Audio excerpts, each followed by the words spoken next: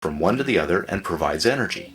This same process is repeated in respect to every polarity, and all form depends on the rate of vibration and consequent relation of atoms to each other. If I wish to change the form of manifestation, I must change the polarity. This is the principle of causation.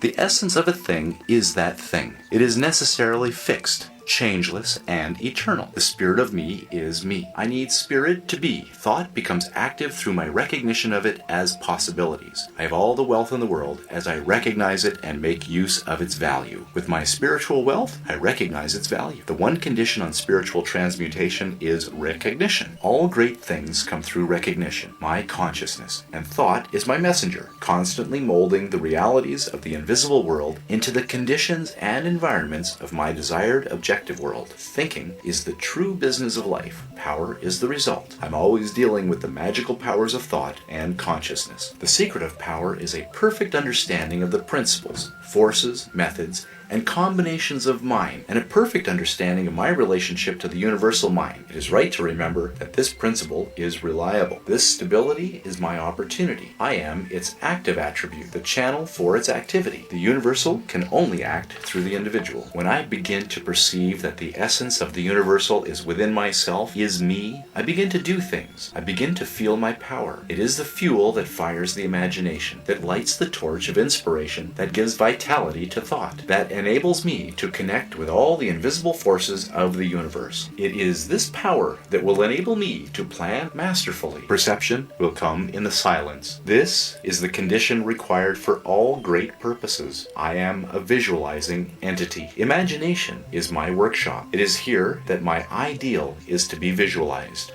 A perfect understanding of the nature of this power is the condition for manifesting. I visualize the entire method over and over again so that I may use it when I want it. The infinity of wisdom is to follow the method. When I have the inspiration of the omnipotent universal mind on demand at any time, I must recognize ideas consciously. Thought is the basic fact of all existence. When I recognize mind in myself, in all persons, events, things, and circumstances, I have the fulfillment that is my best design. This power of thought, understood and correctly used, is the greatest labor-saving device ever dreamed of.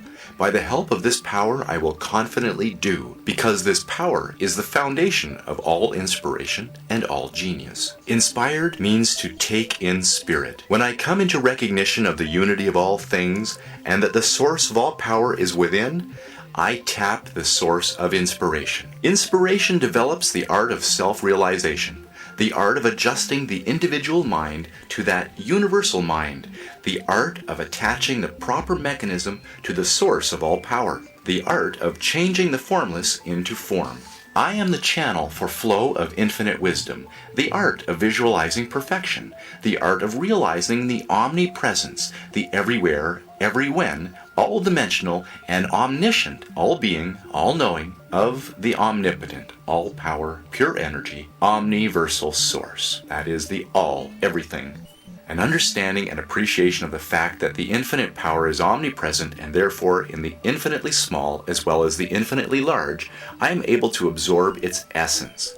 A further understanding of the fact that this power is spirit and also united will enable me to appreciate its presence at all points at the same time. An understanding of these facts, first intellectually and then emotionally, will enable me to drink deeply from this ocean of infinite power. An intellectual understanding that emotions must be brought into action. Thought with feeling. The required combination is thoughts, feelings, words, and actions. Inspiration is from within. The silence is necessary. The senses must be stilled. The muscles relaxed. Repose developed. When I come into possession of a sense of posture and power, I will be ready to receive the information or inspiration or wisdom that is necessary for the development of my purpose. Inspiration is from within. The silence is necessary. The senses must be stilled. The muscles relaxed. Repose developed. When I come into possession of a sense of posture and power, I will be ready to receive the information or inspiration or wisdom that is necessary for the development of my purpose. Inspiration is the art of receiving and makes the best in life. My business in life is to understand and command these invisible forces. Power implies service. Inspiration implies power. To understand and apply the method of inspiration is to become a superior self. I live more abundantly every time I breathe. I consciously breathe with that intention. The will is a very important condition, as the intention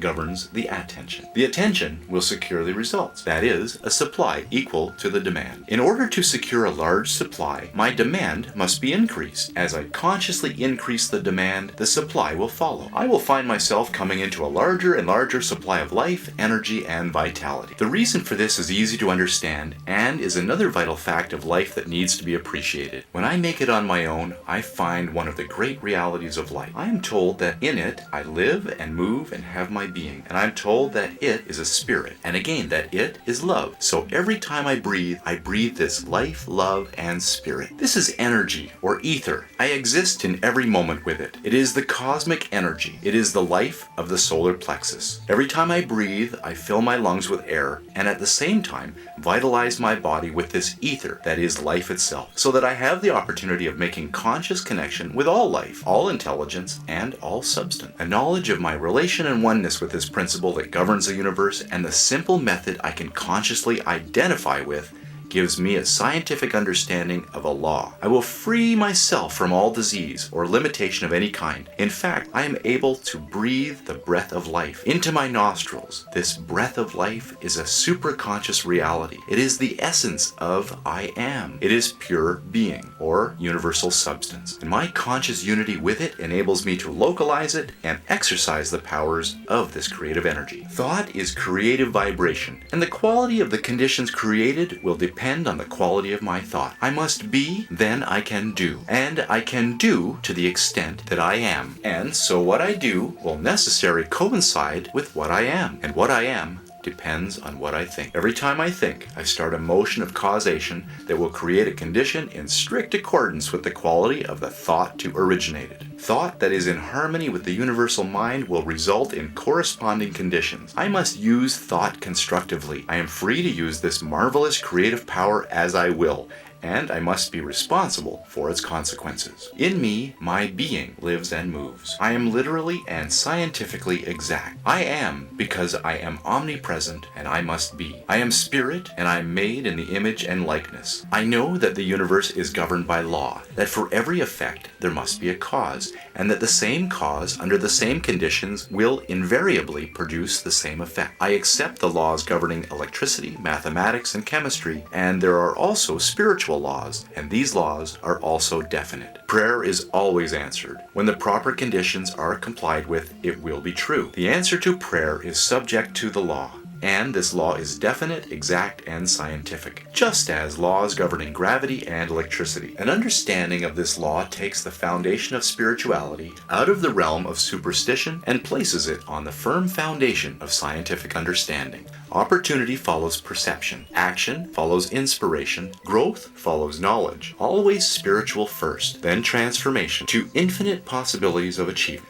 I know that prosperity weaves itself into the entire fabric of my existence, that the law of success is service, that I get what I give, and for this reason, I can consider it a great privilege to be able to give. I have found that thought is the creative activity behind every constructive enterprise. I will give the most practical value to my thoughts. Creative thoughts require attention, and the power of attention is, as I know, power of the superhero. Attention develops concentration, and concentration develops spiritual power, and spiritual power is the mightiest force in existence. This is the knowledge that embraces all knowledge. It is the art of all arts. In the mastery of this science and this art, there is opportunity for constant progression. Perfection in this is the labor of life. It is inevitable that the entertainment of positive, constructive thoughts have far-reaching effect for good. Compensation is the pleasure of the universe. Nature is constantly seeking a balance. Where something is sent out, something must be received. My results equal my intention.